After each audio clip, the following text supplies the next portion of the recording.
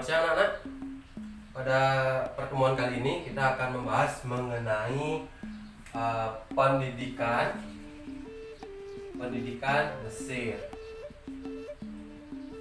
Tetapi sebelum kita masuk ke pembahasan yaitu pendidikan Mesir, ada baiknya kita harus membahas ke sini dulu, yaitu peninggalan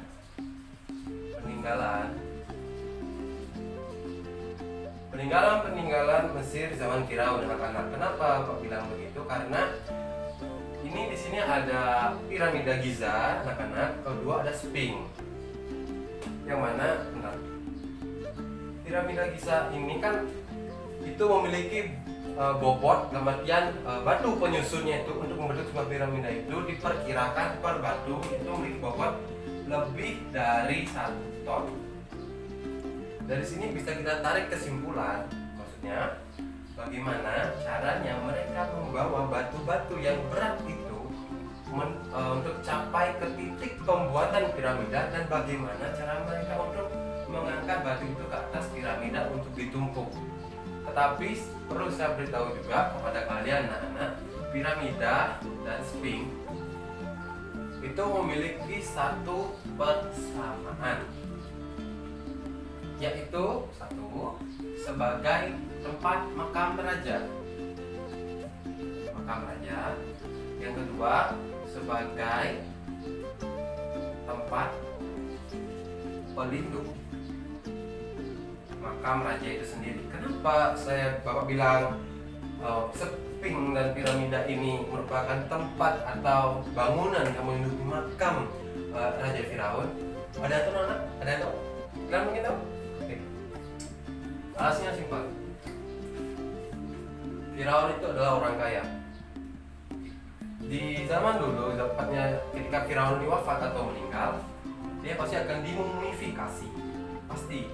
Dan ketika dia dimakamkan, entah itu di piramida, dalam bentuk piramida ataupun Sphinx, pastinya dia dikubur bersamaan dengan harta bendanya. Nah, ketika saya sudah bilang harta benda, seharusnya kalian sudah ngerti atau paham apa yang saya maksud di sini. Kenapa Sphinx dan piramida ini menjadi pelindung makam? Ya benar anak-anak, untuk menghindari dari penjara makam. Karena seperti yang kalian ketahui, yang namanya Firaun itu orang kaya, duitnya itu, hartanya itu berlimpah. Ya mungkin memang bukan duit, tapi isinya bisa berlian, emas, perak, perunggu, bahkan kadang-kadang pun ada apa itu namanya, berlian merah, batu merah delima pun juga waktu itu ditemukan. Di samping dari kutukan yang menyelimuti benda dua ini, dalam artian makam dari Firaun, tidak menyurutkan para ilmuwan untuk meneliti daripada kedua makam ini. Nah, Sphinx merupakan bentuk perwujudan dari gabungan manusia dan singa, serta memiliki sayap. Kalian pasti sudah tahu fungsinya itu sudah saya jelaskan di sini, yaitu sebagai makam raja dan juga pelindung makam raja kamu. Nah, kalau untuk piramida ini dibangun pada masa pemerintahan Raja Khufu atau Firaun yang bernama Raja Khufu. Dengan tinggi, dalam artian dari bawah sini sampai ke atas itu adalah 139 meter anak-anak. Sehingga dinobatkanlah piramida ini sebagai piramida terbesar di Mesir. Piramida terbesar ini disebut dengan piramida Giza. Nah, ada yang tahu berapa jumlah batu bata atau mungkin batu yang digunakan untuk membuat sebuah piramida Giza? Gak ada itu anak? Ya, baiklah. Di sini akan Bapak kasih tahu tentang, yaitu lebih dari 2,3 juta batu bata. Jadi pertanyaannya simpel, bagaimana cara mereka? Pertanyaannya ini tadi, bagaimana cara mereka membawa batu ini ke atas untuk disusun? Dan yang jelas yang perlu kalian ketahui bahwa batu-batu ini tidak mereka peroleh dari dekat piramida, tetapi mereka itu zamannya ini ketika mereka membuatnya piramida, ada yang tahu bagaimana cara mereka membawa batu dari tempat lain ke tempat pembangunan piramida? Ya benar, anak menggunakan perahu. Mereka itu membuat jalur menggunakan perahu. Bahkan perahunya pun ada masih ya, tetapi itu sudah dipajang di museum Mesir ya, saya lupa namanya. Nah, dapat kita lihat atau kita bayangkan betapa majunya peradaban pada pendidikan pada masa Mesir kuno. Mesir kuno ini kan 2000 SM atau 2000 sebelum Masehi, bahkan 2300 atau 2500 sebelum Masehi, itu jauh sekali. Itu bayangkan mereka sudah bisa bikin perahu. Bahkan mereka pun juga sudah membuat sungai, bukan sungai tapi terusan sungai supaya mereka tuh bisa membawa batu-batu menggunakan perahu ini ke tempat pembangunan piramida yang terletak di Giza. Itu kan menandakan betapa kayak pemikiran mereka itu sudah berjalan luas, berjalan ke depan. Bagaimana cara kita membawa? Kita buat perahu, terus bagaimana perahu ini biar bisa datang ke Giza? Kita buatkan sungai. Dari mana kita ambil air? Dari terusan Swiss. Ya walaupun bukan terusan Swiss sih, tapi tepatnya ke sebuah laut. Kalau terusan Swiss itu dibangun sekitar tahun 1800-an atau 1900-an. Saya lupa. Nah, untuk piramida kita sudah bahas semuanya. Mari kita membahas ke Firaunnya atau si raja Mesir. Nah, kenapa dinamakan Firaun? Pasti kalian bilang, kok raja-raja memerintah di Mesir karena kok disebut Firaun sih? Kenapa nggak raja saja? Gitu. Saya kasih penjelasan. Semua raja yang memerintah di Mesir, baik itu Cleopatra, Khufu itu disebutnya dengan Firaun. Kenapa? Ini supaya memudahkan untuk menyebut atau mengenalkan raja-raja Mesir daripada raja yang lainnya. Dan artinya supaya mudah dikenali. Itulah alasannya. Ini merupakan salah satu mumi Firaun yang sudah dibuka. Ingat, ini cuma ilustrasi. Ini adalah mumi Firaun yang hidup atau memerintah pada zaman Nabi Musa. Kalian yang Islam seharusnya paham dan tahu siapa itu Nabi Musa. Di sini tidak perlu saya jelaskan. Nah, yang menarik di sini, kalian pasti kalau saya tanya siapa itu Raja Khufu dan sebagainya, mungkin kalian nggak akan tahu. Tetapi kalau saya tanya, anak-anak, kalian sudah siapa itu Cleopatra? Ketika saya bilang begitu, pasti kalian itu sendiri. Wah, di bayangan kalian ini otak kalian sudah traveling kemana-mana. Saya yakin, karena apa? Saya juga begitu. Cleopatra merupakan Firaun pertama perempuan yang memerintah kerajaan. Dia bahkan diincar oleh para bangsawan karena cantik, cerdas. Nanti bahasannya jangan terlalu panjang ya. Tetapi ada pepatah yang mengatakan, semakin tinggi kamu, semakin tinggi pohon, semakin kencang pula anginnya. Itulah yang dirasakan oleh Cleopatra. Kenapa? Dia itu meninggal bukan karena kayak sakit atau dibunuh. Semuanya salah. Yang benar adalah dia bunuh diri. Kenapa dia bunuh diri? Alasannya simpel. Dia itu terlalu cantik. Jadi gini, dia itu kan cantiknya tuh udah bagikan bidadari kalau kita sekarang menyebutnya. Karena kecantikannya itu juga memberikan malapetaka bagi dirinya. Dia itu selalu diincar oleh para bangsawan untuk dinikahi tentunya. Dalam artian bangsawan itu menikahi bukan karena sayang, tetapi karena nafsu. Nah, karena si Cleopatra sudah tidak tahan, dia itu akhirnya memutuskan bunuh diri. Pertanyaannya, anak-anak, kalian tahu tidak bagaimana caranya mengakhiri hidupnya? Gantung diri. Salah. Kalau kalian bilang gantung diri, menusukkan apa itu namanya, pisau ke jantungnya, salah. Menusukkan tombak ke lambungnya. Yang benar adalah dia bunuh diri dengan cara membiarkan ular king cobra menggigit tangannya. Kalau lihat tangan, intinya bagian tubuh lainnya supaya bisa itu masuk, dan pada akhirnya Cleopatra pun meninggal. Nah, di sini saya akan memberikan sedikit fakta menarik mengenai penjaga Ratu Cleopatra. Saya lupa namanya, cuman yang jelas penjaga Ratu Cleopatra adalah seorang laki-laki. Tetapi maaf kalau bahasanya agak-agak gimana. Tetapi fakta menariknya adalah laki-laki atau prajurit yang menjadi penjaga Ratu Cleopatra, testisnya, kalian anak IPA selalu tahu testisnya itu dikeluarkan dari penisnya. Itu dikeluarkan kenapa dikeluarkan testisnya? Supaya para laki-laki ini tidak memiliki nafsu bejat terhadap Ratu Cleopatra. Coba bayangkan, seorang ratu cantik yang memiliki penjaga laki-laki, dan penjaga laki-laki tersebut tidak dihilangkan testisnya. Sudah pasti mereka itu memiliki nafsu yang besar untuk memperkosa si Ratu Cleopatra. Coba kalian cuma bayangkan saja, sudah pasti ngerinya luar biasa. Karena itulah diambil keputusan untuk menghilangkan testis daripada penjaga Ratu Cleopatra. Atau kalau bisa dibilang selir lah ya, kalau bahasa Korea itu selir, cuman ya bukan itu, cuman ya saya tahu kan itu kebanyakan kecilan drama Korea.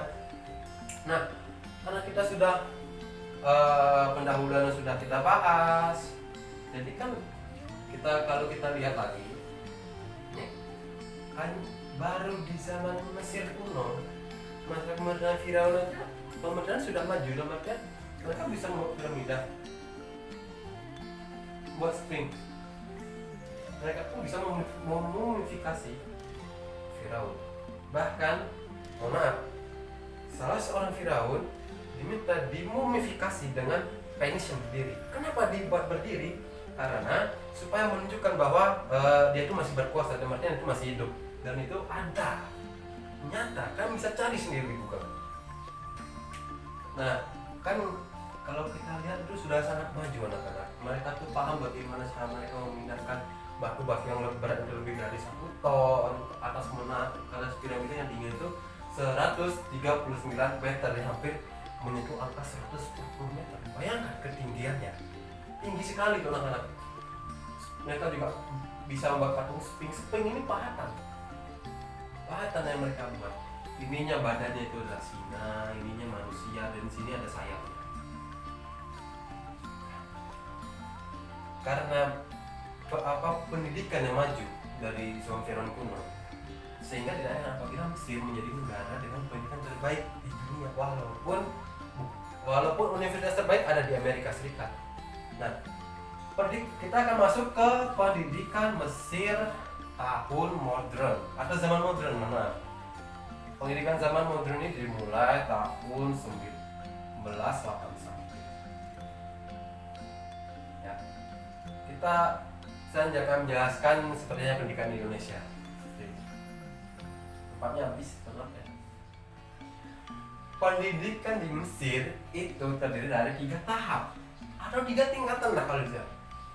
Kalau di Indonesia itu ada TK, di Mesir juga ada TK, di Indonesia ada SD, di Mesir juga ada SD, di Mesir ada sekolah menengah, di Indonesia juga ada, semuanya sama. Tetapi di Mesir pendidikan dasar itu adalah 4 sampai 14 tahun, yang mana 2 tahun TK, 6 tahun SD, habis itu 3 tahun itu sekolah menengah, persiapan sekolah menengah, atau mungkin kalau kita bisa bilang persiapan sekolah menengah adalah SMP di Indonesia.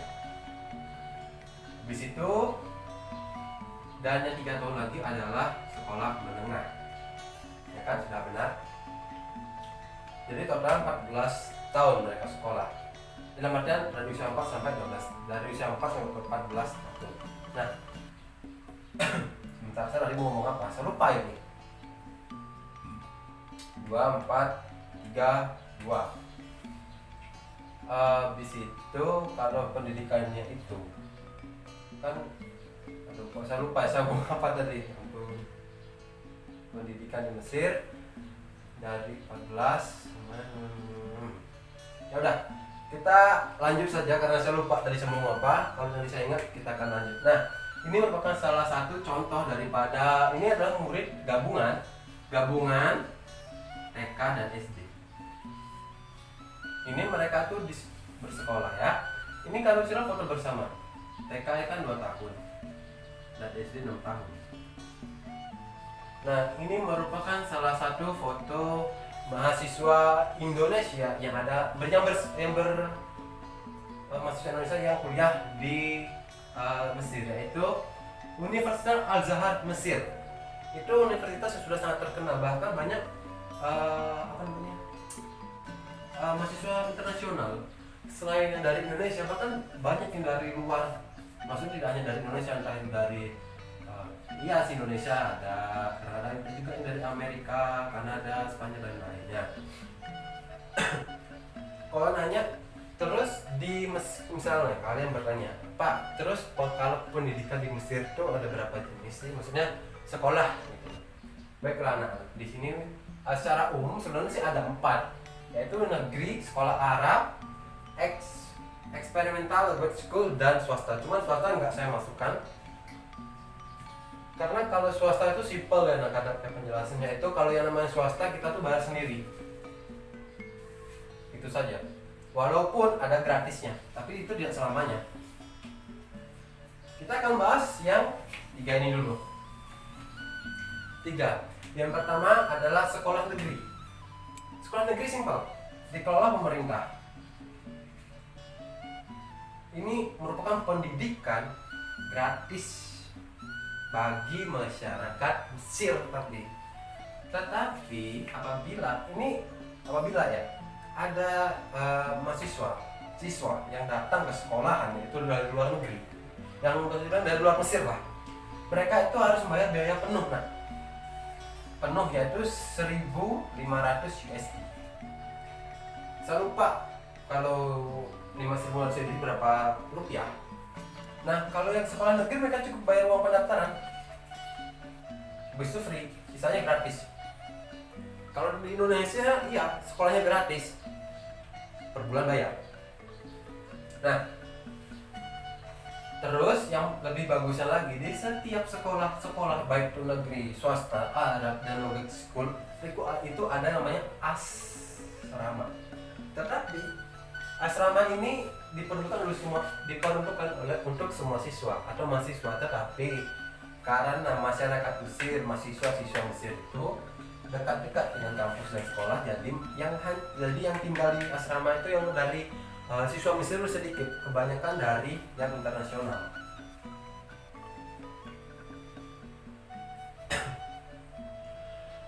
Kita lanjut ke sekolah Arab. Sekolah Arab ini mulai dari kurikulum dan pembelajaran itu full bahasa Arab. Kenapa di Mesir ada sekolah Arab? Simple, karena Mesir merupakan salah satu negara Islam terbesar. Kenapa kok bisa ada Islam? Kita flashback dulu ke zaman Mesir kuno. Ada Nabi Musa yang menyebarkan agama Islam di Mesir. Jadi tidak heran apabila ada agama Islam di Mesir dan menjadi agama terbesar di Mesir. Terus kalau anak-anak pada bertanya, Pak, di Mesir atau sekolah Arab itu mereka itu belajarnya apa saja? Mereka tuh ya sama, anak-anak belajar bahasa Arab. Mereka tuh baca Al-Quran. Intinya kenapa kalau belajar bahasa Arab ya supaya mereka memahami isi Al-Quran dengan baik dan benar, sehingga tidak terjadi yang namanya kesalahpahaman isi Al-Quran. Karena kita tahu bahwa Al-Quran itu kalau di Indonesia itu versinya ada banyak, sama seperti yang Bhagavad Gita, penerjemahnya nggak cuma satu tapi ada banyak. Jadi jika kita atau mereka nih warga Mesir tidak dapat menggunakan bahasa Arab, itu susah, ditakutkan terjadi kesalahpahaman antara satu dengan yang lain. Karena itu ada sekolah Arab. Ingat, ini tidak wajib. Karena apa? Karena ini tergantung pilihan minat. Sama kayak di Indonesia, Oke, di Indonesia ada SMK satu, ada SMK yang namanya kayak misalnya itu yang pukul rata lah, SMK 1, ada SMK, ada SMA. Di SMK itu ada jurusannya ekonomi, administrasi, apa sih, keuangan, bis itu ada mesin, otomotif, segala macam. Kalau di SMA jelas IPA IPS. Seperti itulah. Sama seperti yang di sekolah Arab. Semuanya tergantung minat dan kemauan masing-masing, atau boleh bilang adalah tergantung dari keahlian. Jangan sampai kamu ahlinya di matematika, kamu mengambil ke jurusan yang tidak ada matematikanya. Dalam artian seperti ini, kamu ahli di bidang, dalam artian kamu paham di bidang sejarah, tapi kamu harus mengambil bidang matematika. Karena apa? Karena nilai kamu buruk. Kamu ambil matematika untuk menjadikan nilai kamu bagus, itu salah. Apa yang pun yang sudah kamu paham, yang kamu bisa, itulah kau tekuni. Karena kalau orang zaman sekarang nilai pintar tidak dilihat dari nilai matematika, sukses atau tidak dilihat dari seragam. Padahal itu semua salah. Oke, kita sudah membahas sekolah Arab. Kita akan membahas mengenai Experimental Language School, atau dalam bahasa Indonesia merupakan sekolah berbahasa. Di sekolah bahasa ini yang paling umum ditemui adalah Inggris dan Prancis bahasanya ya. Walaupun ada bahasa-bahasa lain. Nah mungkin kalau di Indonesia populernya itu adalah bahasa Jepang, bahasa Korea. Wibu semuanya soalnya. Apakah anak-anak ada yang wibu? Saya yakin kalian ada yang wibu. Kalau kalian nanya kayak, Pak, wibu itu apa? Wibu adalah orang Indonesia yang suka anime tetapi juga suka dengan budaya Jepang. Itu yang disebut dengan wibu. Jangan sampai kalian bilang ke teman kalian, ada teman kalian yang cuma suka anime tapi tidak suka budaya, kalian bilang wibu. Itu salah besar. Oke, kita kembali ke pembahasan. Jangan sampai kita membahas kali itu. Oke. Di sini mereka tuh belajar bahasa Inggris, bahasa Prancis, segala macam. Kenapa ada kelas ini? Ya sama, supaya mereka paham berbahasa luar. Supaya ketika mereka pergi ke luar negeri, mereka tidak kagok, dalam artian mereka tuh pandai berbahasa. Mereka masih, walaupun secara umum hanya cukup mempelajari bahasa Inggris saja itu sudah cukup, lebih dari cukup. Bahkan di Indonesia pun sangat jarang ada yang bisa bahasa Inggris, kebanyakan bisanya bahasa Jepang. Saya yakin itu. Oke, nah sesudah mereka tuh belajar selama 14 tahun dan di perguruan tinggi, ada yang namanya ujian kelulusan dan sertifikasi. Ini dia. Jadi cantik juga wanitanya ya. Oke. Yang namanya ujian kelulusan ini akan menentukan nilai. Semakin tinggi nilai mereka, maka mohon maaf. Saya salah tadi. Sebenarnya ujian kelulusan ini untuk yang SD, menengah, dan SMA. Kenapa? Karena mereka kalau nilai mereka bagus, mereka bisa naik pendidikan lebih tinggi. Dalam artian ini, di Indonesia itu ada yang namanya SNPTN. Itu ditentukan oleh nilai. Itu tuh sama seperti ini penjelasannya. Kenapa? Karena di sini dihitungnya itu nilai. Kalau di Indonesia, kalau nilai jelek nggak masalah, kita bisa pakai jalur belakang, jalur duit. Tapi di Arab, mohon maaf, di Mesir tidak bisa seperti itu anak-anak. Jadi mereka itu akan belajar sungguh-sungguh untuk mendapatkan nilai, karena nilai menentukan tempat mereka akan belajar. Dalam artian, jika mereka ingin ke tempat yang bagus seperti ini, Universitas Al-Azhar, mereka tuh harus mendapatkan nilai yang setidaknya itu mendekati sempurna untuk mencapai universitas ini. Kalau di Indonesia itu kan ujiannya tidak ada, yang ada itu hanya SBNPTN. Kalau SN itu murni lihat dari nilai raport dan nilai ujian. Kalau ini sama. Kalau SB Indonesia baru kita kan SB kan seleksi bersama. Kita mengisi soal-soal ujian untuk menentukan kita layak atau tidak masuk perguruan tinggi yang kita inginkan. Saya yakin anak-anak semua pasti sudah paham dengan piramida itu apa, Sphinx, Mesir, ini. Kalau ada yang belum paham tolong ditanyakan, karena kita masih punya waktu 3 menit lagi sebelum jam istirahat dimulai. Ada yang mau bertanya mengenai dari sini?